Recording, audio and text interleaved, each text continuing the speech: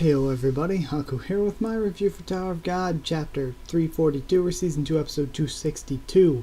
Now then, this one was good. I feel like that's every week. It's very, very, very rare that we have a Tower of God chapter that I don't think is great. So yeah, this is great. So normal Tower of God fare. This is gonna be a normal Tower of God review, I feel. So starting at the beginning, we have some things to discuss.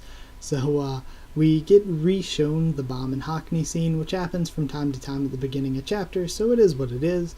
Rachel and Andraste are shocked at Andraste's attack getting just completely destroyed out of nowhere, which is reasonable because Rachel doesn't know she has a new power or anything. She's like, that thing was just flying at me and now it's broken. And of course Andraste is reasonably shocked, as she should be in any case. So then Yuri comes over the pocket telling them to stop, that it is not the time for Andraste to be taken out of frustrations using Rachel as a punching bag. Not the day, not the time. Also, apparently Yuri has been recording her every move and will release her nudes if she does not listen. So yeah, kind of a low blow by Yuri, to be fair. But either way, Ryun also has the ladle and is now organizing a meeting after the Hell Train, and she says that she's going to do as the elders say, which is really, really an interesting thing to say, because I guess she said some of them were on Bomb's side and some of them were more siding with what Karaka's got going on, and I kind of feel like Merche is probably on Bomb's side, Jinsung's on Bomb's side, but Karaka has the guy we saw at the workshop battle in Madarako that had been helping him, Pedro of course as well, and we don't know who else could be helping him, so I guess that's another side of things. But Evan's an eavesdropping little bitch. Like, that's really rude. He was just eavesdropping on her conversation. So my guess, who are the elders? My guess would be that they're tower natives that are using the Slayers. Because let's say they're the tower natives. Zahard comes in, takes over the tower. They don't like that. They want to take him out, but they're just tower natives. They can't. Zahard and them are immortal, so they can't do anything about it. So what do? They just form an organization and collect people that can do something about it. So they start collecting people that could actually potentially kill Zahard and the Ten family, aka their Slayers, and that's who I think the Elders are. They're just the people behind the scenes using the Slayers, and yeah. Even though they worship the Slayers as gods, I feel like that's more of like a figurehead thing, and the Elders have the real influence, and they're just sort of manipulating them. Because that would make a lot of sense. Just using these people that could potentially hurt Zahard and doing things to them to make them bitter towards Zahard. And they were kind of trying to do that with Bomb, so yeah. That's kind of what they're going for here, and they probably did something similar to Karaka and it worked. Or Karaka likely has his own reasons. We don't know what's up with the rings, but likely has his own reasons to be pretty pissed at Zahard, given that this ring cannot mean anything good from what we know of the Zahard Empire and what it's done. So yeah, I guess that's my thoughts there. Also, she mentions a sleeping evil left at the hidden floor by Zahard, and I have no idea what that's all about. So then it's meeting time for them to go to the hidden floor. And at the meeting time, Bomb's whole team, Bomb's whole team shows up there, except Albelda, sadly. Why does Albelda never go on these arcs with us? But yeah, I'm really, really sad Albelda's not going. So then we see that Bomb, I love Bomb during all of this. Bomb is just so excited. And I love as well, he calls out all their names, he just says, Candy! And Barrow's like, why am I just Candy? One of the things I love about this so much is angsty Rachel is the most badass Rachel. I love Rachel's design here. The way she's dressed kind of reminds me of the whole Michelle Light look she had at the very beginning, except more mature now. But I love the way she just floats around on the lighthouse, has this invisible power protecting her. It makes her seem just so angsty and dark, and it's a lot cooler Rachel than we've seen thus far. I really like the look that she was going for. It makes her feel like a real villain, a real snake among the team, and I love it. It's a way better place for her in the story than where she was just shortly ago. So I love what the past two arcs have done for her and Andraste, because Andraste came off of the name hunt station where I was like, what the hell's going on with her character, to now just the past two chapters have made me absolutely love Andraste again. So yeah, definitely these two chapters have helped or two arcs have helped their characters a lot. So then we have Boro warns that there are some boss level areas, and it's probably what they're wandering into. So Yuri, Kun, and Andrasi go for the boss, and then some death pelicans attack from behind. And Rachel, when she gets protected from the death pelican, she starts to figure out, there's some sort of invisible force protecting me. Because, of course, that makes sense. I was kind of dumb in assuming that she would figure it out so quickly, and I think that's because we as readers can actually see the Minazuki, or whatever it is, the stingray thingy. But we can actually see it, but because she can't, I guess it makes me forget that all the interaction she has had with it so far, she doesn't know she has a new power. She just knows that, holy crap, Andrasi threw something at me and it mysteriously broke.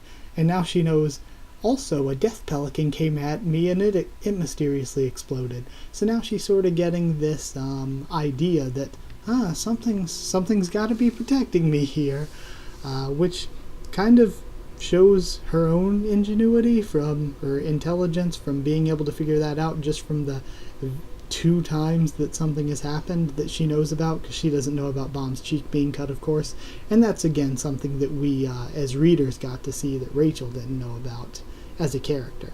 So, also Bomb, we see that he can now create all those Shinsu bongs at a pretty good distance and shoot them all in different directions to aim at different enemies, which is very impressive. But I like this. It's an upgrade, a power-up for Bomb, but it's not an OP or an Aspel power-up. It's a power-up that makes sense. It's taking what he can already do and adding a cool new twist to it, so I really like it. I like that he can do that now, because it'll be cool in future fights to see him make bongs at a distance and shoot them at different directions, like to maybe, say if he could do that when he was fighting Kaiser, imagine how much easier a time he would have had it trying to deal with her movements. Because remember, in his fight with Kaiser, he got his ass kicked around a lot before he was finally able to get off that, before he kind of went into that, holy crap, I'm actually getting my ass kicked and could potentially die mode, and started to be able to see the Shinsu, see everything, and was able to charge in and hit her with that big, the kill shot. So, yeah, I like this. I think it's a good upgrade for Bomb because it makes sense. It's just a logical step forward. And also, even then, I love Rachel after that being so dark and brooding and just staring on with this evil intent as Bomb and his team are just joking around, laughing and having a normal time. I love that. Such a good place in the story for Rachel. So then we see Yuri, her schoolgirl outfit. I don't know what that's about. And then Kun just holds the boss back with his Enakor while Andrasi one-shots it. So, yeah, I don't know, it was pretty cool seeing their powers, and yeah, Kun and Andrasi, woo, good stuff. Then very end, Karaka is threatening Wangnan and then Misang to try to get Wangnan to call Bomb, but Wangnan's like, I can't call him, I'm not on his team. Wangnan notices Karaka's ring and is like, oh, can we go somewhere and talk? So we see that this whole time Wangnan's not noticed the ring. Also, if they do go talk about stuff, and Wangnan does know all about this ring business, even if they do go and talk about all that, I'm not completely convinced Karaka will believe him because Wangnan doesn't have his ring right now, Rachel has it, and I feel like Siu usually does stuff, even if it's, well, I mean, most good writers do, usually doesn't do weird things unless there's a purpose to it, so I feel like Siu wouldn't have had Wangnan's ring go to Rachel if it wasn't important. I doubt Rachel would have Wangnan's ring if it didn't matter to the story. So, maybe that's why it matters. Maybe it'll be a point that Karaka won't believe him since he doesn't have his ring. Also some blog info here. Siu said that Rachel's powers will have a lot of uses in the future, so that's good to know. Of course, I think we could kind of assume that. He also says that he's growing characters slowly for balance because he feels like a lot of times they grow too quickly, and I don't know, I feel like Tower of God is just a steamroller of a story, so I get what he's saying. In the long term, it has been a while since the beginning of the series, but it also feels like, at least lately, he's been kind of pushing Bomb's character forward like almost too fast. Not too fast, but almost. He also mentions that the biggest wall in fantasy is having such a large world keeps him from focusing too much on the small details enough, because he says, he would like to have really, really fleshed out every single thing about the Hell Train, but he knows that he couldn't take the time to flesh out every single thing and show every single little moment of them going in between cars and fighting stuff. He couldn't flesh all that out and still make significant progress through the main overall story. I personally don't care if a story's that long. I like for stories to be really, really detailed, but I definitely get what he's saying, and I think he's got a pretty good balance with it.